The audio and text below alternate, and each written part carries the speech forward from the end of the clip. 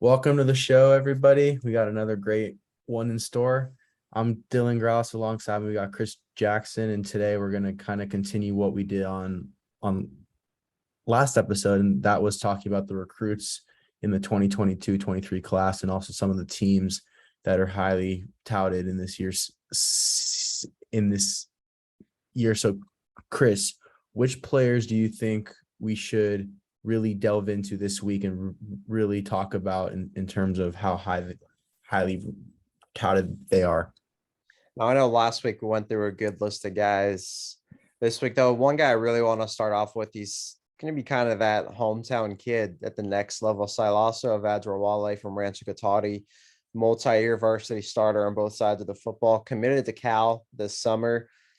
He's just a beast on both sides of the football. Anyone that's watched him, I saw him right away against, I'm not going to mention the player's name, but somebody going to play Division I football, and he torched him every single rep, one-on-ones, fade routes, post routes, goes, slants, anything he could do.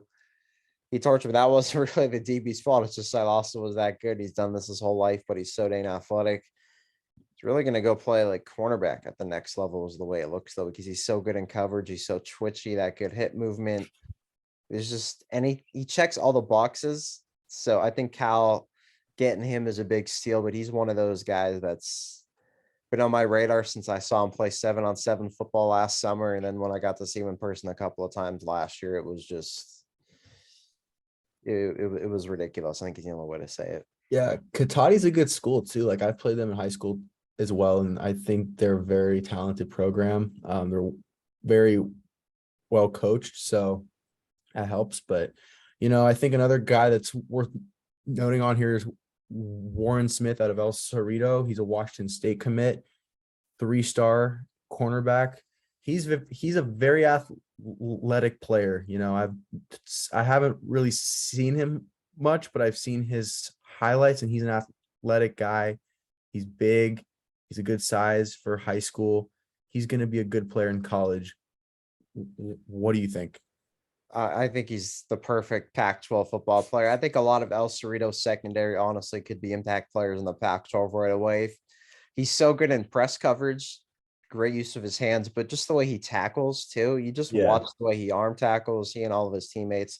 I was asking their head coach why they all look like just Pac-12 players with the way they tackle, but it's because they just teach this from a young age. But when they get to El Cerrito, they just show them more, because in the past there's been issues with players getting head injuries with their helmets and et cetera. The way that goes in football, but the way they tackle with the arms wrapping around, they don't let a single inch really get extra on See, I that think the play. biggest thing.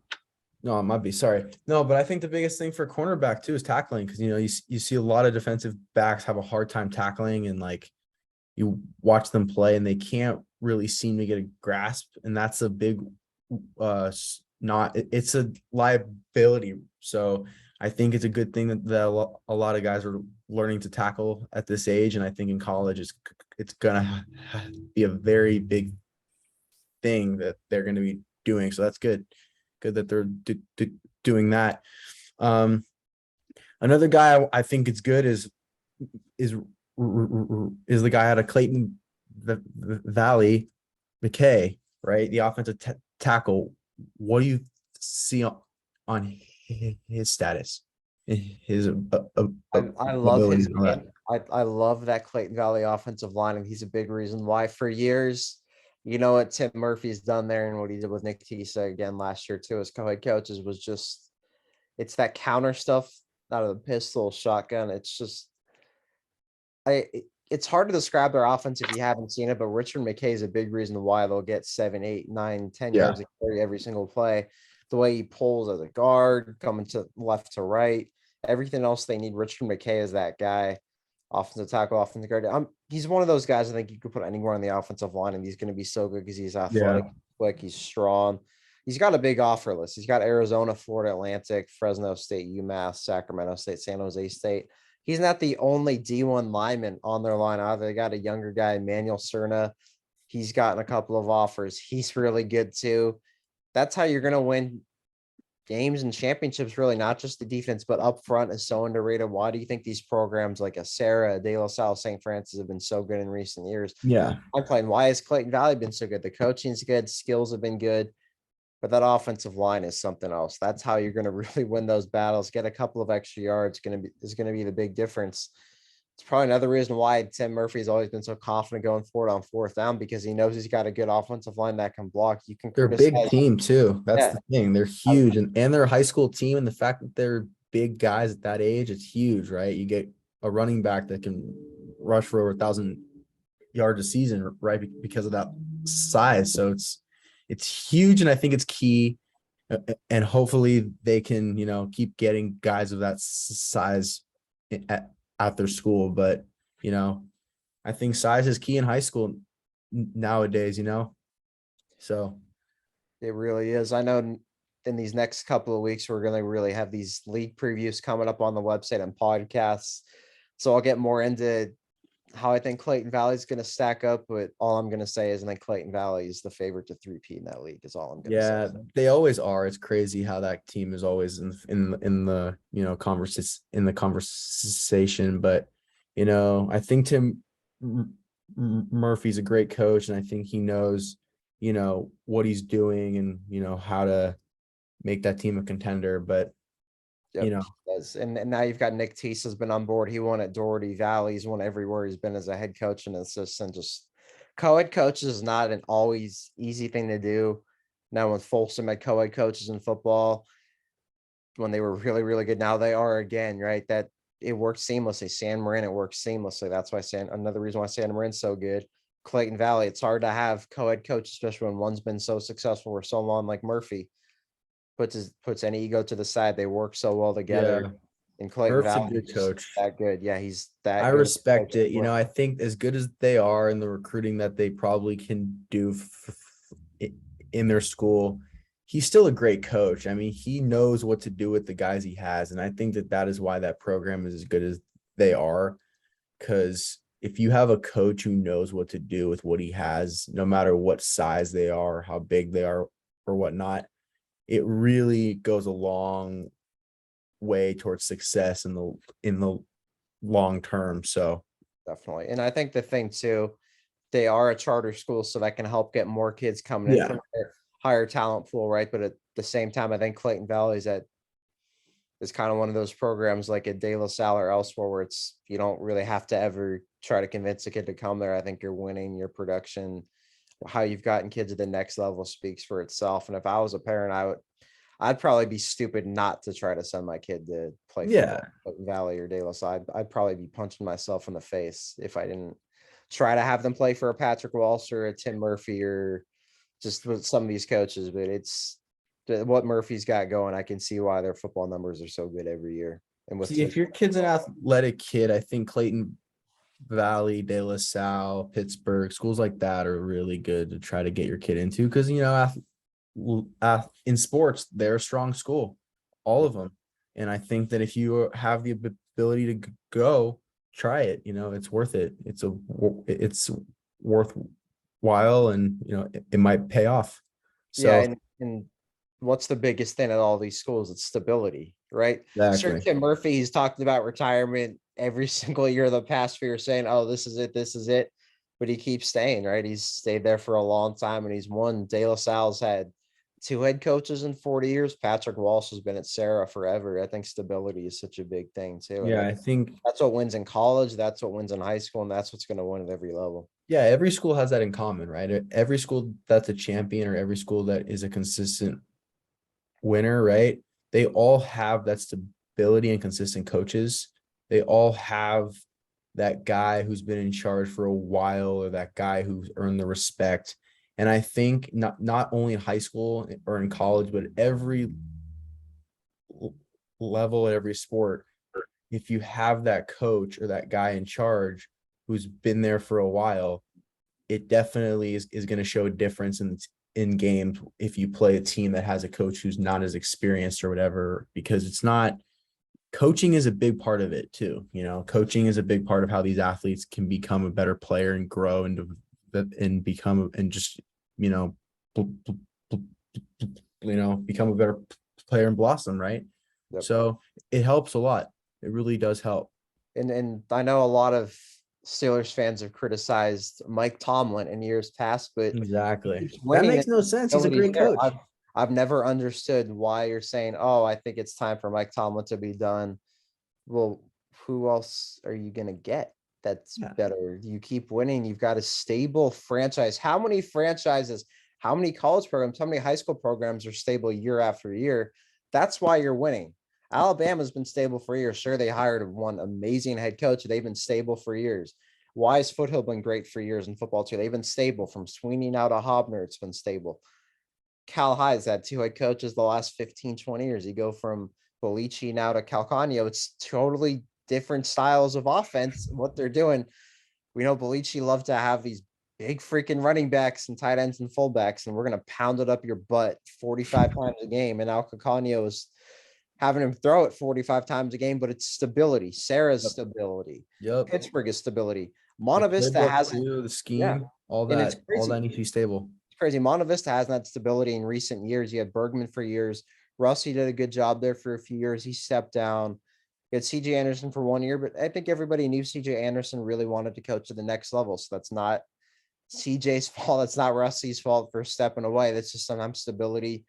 You got to find that guy that will really is going to be there long term. I think Millard going to be there long term. Monta Yeah. Vista make Monta Vista going to be even Monta better than Vista, for him. some reason, I don't know how they do it. They manage to always be pretty impressive, and yet they're the one team that doesn't have that stability and consistency, and yet I think it's a lot of it too is the parental support, the kids, the athletes that come out of there. They're so hungry. And it's amazing how Foothill's done it too all these years, because Foothill's never really been that big.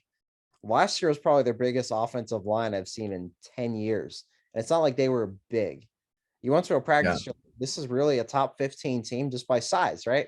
Well, look at the size for 1 minute in warmups and watch them practice and play. And it's amazing how they've won all these titles, league, how they've been to NCS championships and what they've done. You'll see why stability is crucial, culture is crucial, talent's crucial, and but I think that culture is a big thing. And that's why, going back to what Clayton Valley, why they consistently win.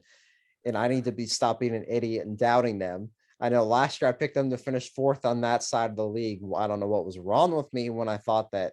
Now I'm never picking against Clayton Valley again. That was just speaking about a team that's stable. De La Salle, they got Journey McCoy, an athlete, which I don't know what that means. I don't know what that is, right?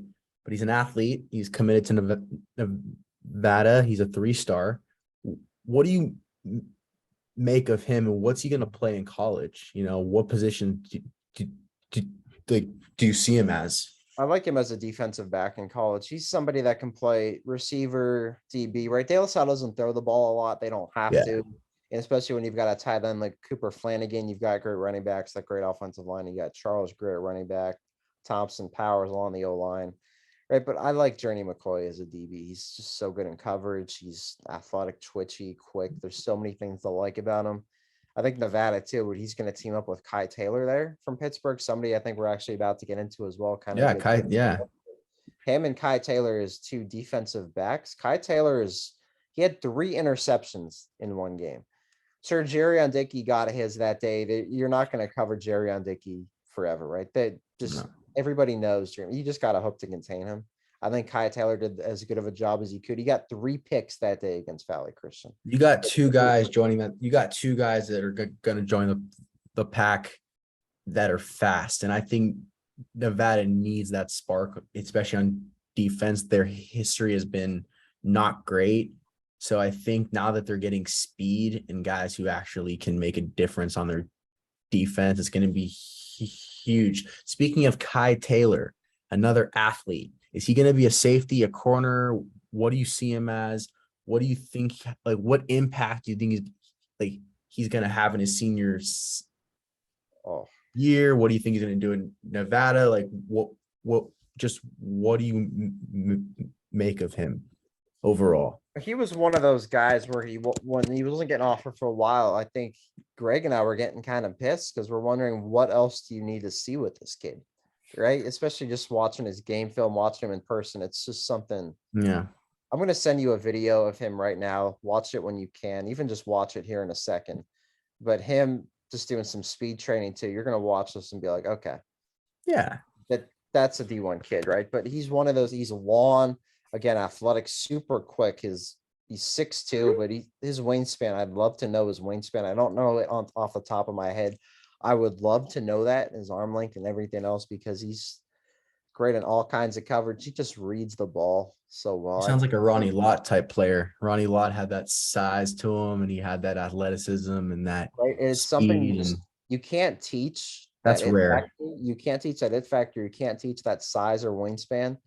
He's also comes from an NFL pedigree with his family and all of that too. He's just so smart in everything. Kai Taylor with Tyrone Taylor and that family too. But there's just Kai Taylor. I think I text you that video, so whenever you can watch that thing, if you want to watch it right now, give me your reaction. You can. But he's just his speed is something else. So is his footwork too. Kai I'm gonna Taylor. watch this video right now while we're live on air because I have to see this guy. How do you know? Let me see. I mean, he's on the treadmill, and he's just he's fast. Yeah, he's pumping. He's You pumping. know, I'm the telling you. one thing I am gonna say though is I can see why he's a lanky guy, and he could be injury prone. Is he injury prone? We don't know. But if you're gonna be 6'2" as a corner or DB, it's kind of hard to really know how durable you are, right? Because if you're a lanky guy and you're tall and you're fast, right, you're durable to injury. But I will say he is way faster than people could probably give him credit for in terms of the offers he hasn't gotten. So, I think he's going to be a beast in college. We'll see. But I do think that it also matters on the conference too, right? He's going to be going to a conference is slept on, right? So he's going to be going there playing as hard as he can and hope he gets attention, and he probably will, but it's tough at his conference, but we will see what It happens is in the Mountain give West. now give that Nevada coaching staff credit too for plucking these kids, getting them from the Bay Area to there, but also just finding kind of these hidden gems out there too. I think you got to give scouting such a big thing. I'm sure these top programs like in Alabama, Georgia can just reel in those 4 and 5 stars anytime they want with Kirby Smart, Nick Saban, but you're finding these diamonds in the rough 3 stars out there at these different programs, and you're just they're going to fit in, right? I think those are 2 guys, Journey McCoy and Kai Taylor, that can make immediate impacts.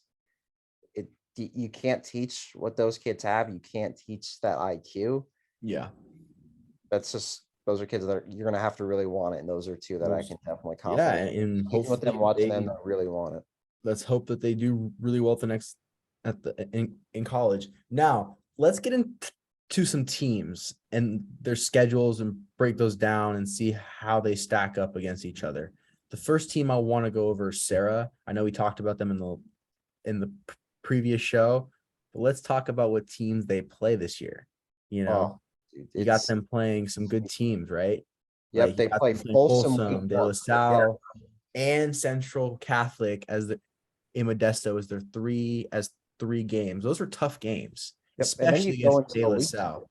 Yeah, then you go into a West Catholic Athletic League schedule where week 4, right after non-league is done, you play St. Francis, then you play Mitty, then you play Bellarmine, then you play Reardon. Those are Valley bloodbath Christian, games too. Those then are St. bloodbath Ignatius, games. and then Sacred Heart Cathedral. Every single game on that schedule is a bloodbath game.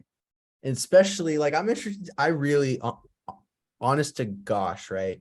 If I could pick one game on that schedule to just see a bloodbath in, it'd be Serra and De La Salle. Because like I said, I love me a De La Salle game. Those games are always tough, especially if they play a good top school. Those games are tough. They're physical. It's just a great game to watch and just, get to observe and just dwell in. And it's amazing. And speaking of St. Francis, that schedule, I mean, what is that schedule? They went 11-1 in the fall, in 2021, right? I'm gonna go on Max Preps and see who they play because here's who they play. They play Central Catholic week 1. They play Monterey Trail, always a really good program out of Elk Grove week 2. Then they play De La Salle week 3, who they beat last year in that crazy game, right? The first NorCal team in 30 years to do so. Now you've got the rematch. De La Salle wants that bad. That's gonna be the game And of the year. and, That's and the I game of know the year. and I know De La Salle is going to say the right things. They always do because They it's always do, culture. yeah. They're so disciplined. They're not going to say we're looking ahead past week one, but they want that. How could you not want that? That's gonna be the game of 2022, in my opinion, simply because it's a rematch of a game that De La Salle could have had, and they Yep. know deep down that they should have had that game. It was And just St. Francis was such a good team last year. They were the team that they, got De La Salle. Someday it had to happen, but if any team was going to do it, it was going to be St. Francis last yup, year. That class yup. they had, and they did it. And that De La Salle Serra game too is going to be one of straight money. A Friday night game in Concord. Yeah, There, those Owen games are Owens Field. crazy. You That's know gonna that be place is going to fan be. turnout. What's the fan turnout gonna be in that one, do you It's think? going to be huge. They need. Let's put in more bleachers for that game. I'm not sure where we're going to get the room for it there, but let's find a way. That student section is going to be filled All long right, before kickoff. let's play Sarah's a going to bring a game. lot of students for that too. And don't forget, Patrick Walsh has connections to De La Salle because he is a graduate of De La Salle, and that's so funny. He's one of those coaches that just is so good. He's a De La Salle graduate. Now it's Serra doing his thing there. Serra was the open division, I guess, representative, you should say, in that in the state open division championship game. It wasn't De La Salle for the first time in a long time. Folsom got that D1 bid because they beat De La Salle and NorCal. Serra was the NorCal open division representative in state. So this is going to be a fun one. These are the Let's two top programs. let's Going play a game. Do you think the game between De La Salle and Serra is over or under an A's game? Of a 2,500 person A's game that they've been more. getting. Oh, easily more. Easily. You're All right. telling me 2,500 people go to an A's game? That's what they're telling you. But I've been to games. It is sad. How many people are probably at an A's game, do you think, on an average night nowadays? How many people live in my apartment too? Yes. You know what's funny about that? I go to an A's game every now and then, and it seems like every game I go to, less and less people show up.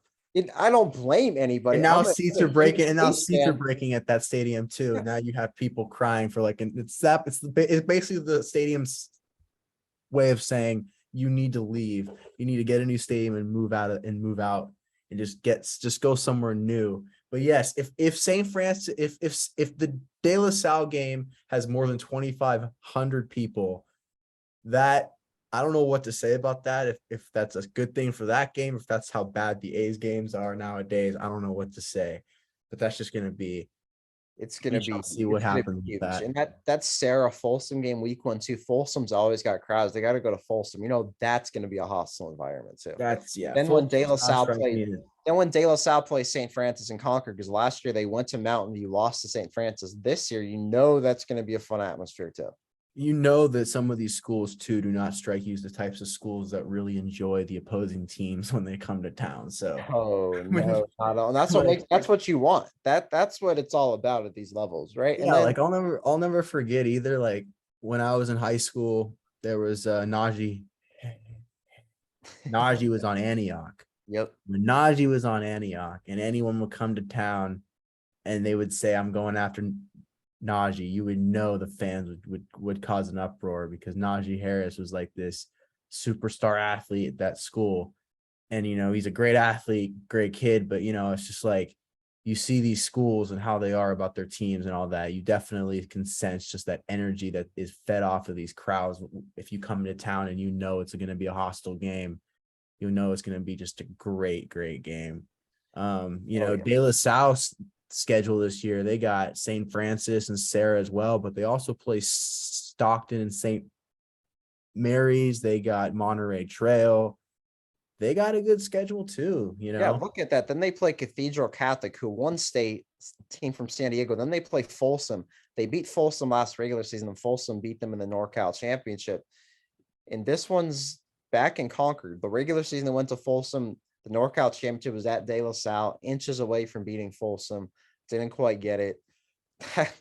There really is not like a game of that schedule that you want to miss at De La Salle. That's going to be a fun one too. Let's go. Let's jump into some game predictions here real quick. All right, let's do some game predictions real quick. Because I agree with that. Like you said, I do want to do some of that. What game? So the first game I want to predict, because we were talking about it earlier.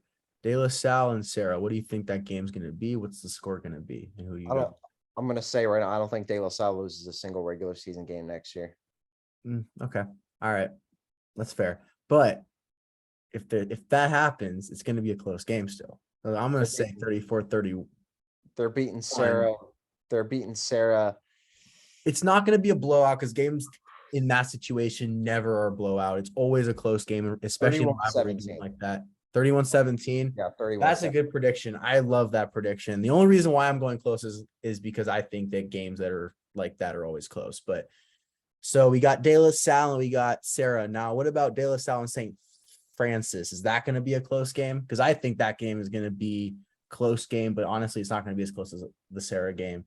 My prediction in that game, you got De La Salle winning 35-27. They're not losing that game again. I don't think they can. De La Salle is going to come out with its heads on fire. It's going to be 35-14. Okay, you got them blowing them out. All right, I see you. I see you with that. All right. So let's do one more De La Salle game. I'm interested in what you think when they play Folsom. There's a lot of talent on that field. Folsom's got Rico Flores going to Notre Dame. You've got Walker Lyons, the 4-star tight end, going to tight end U at Stanford. So much other talent, but De La Salle's going to win.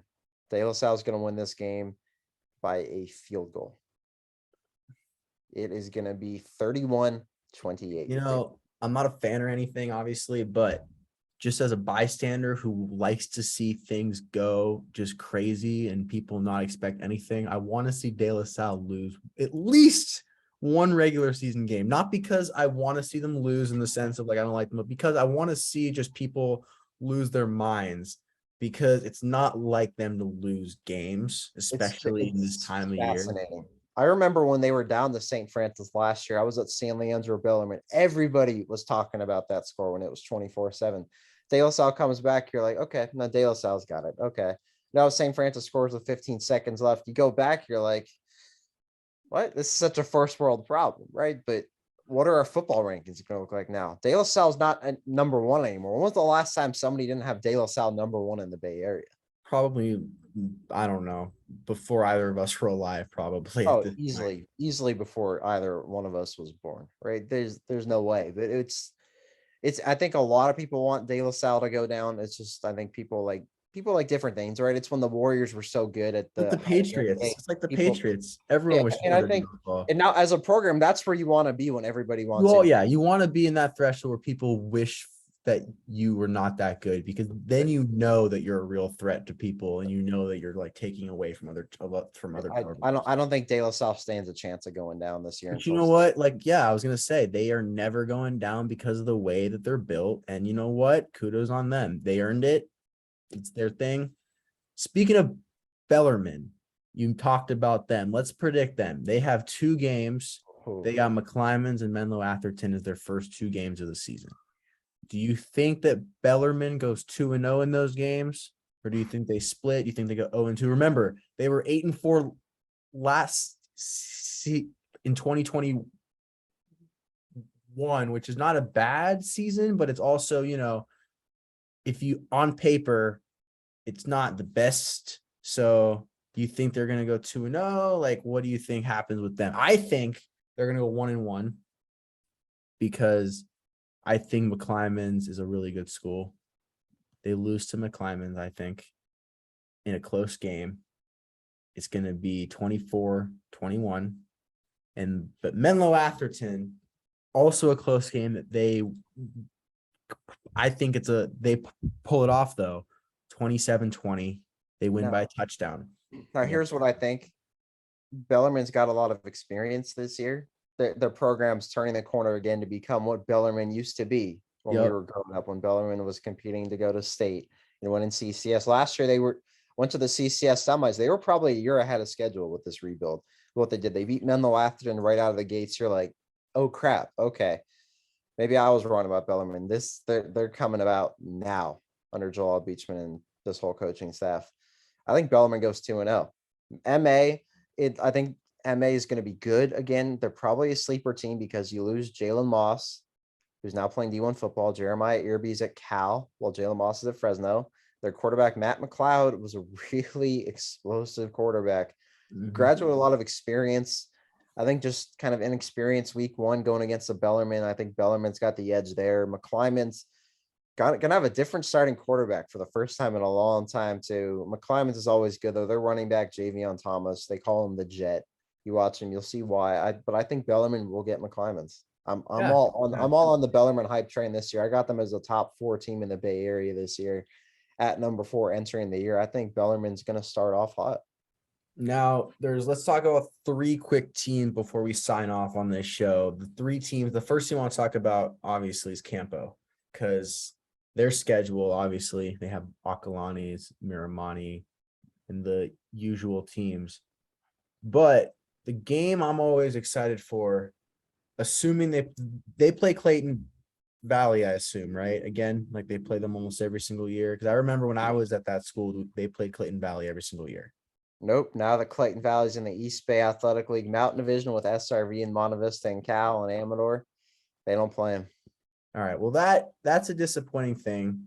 But I'm gonna pull up Campo Lindo's schedule real quick because there are some games on there that Now they've got a solid non-league schedule because week 3 they go to Windsor, who just had one of its best seasons in school history.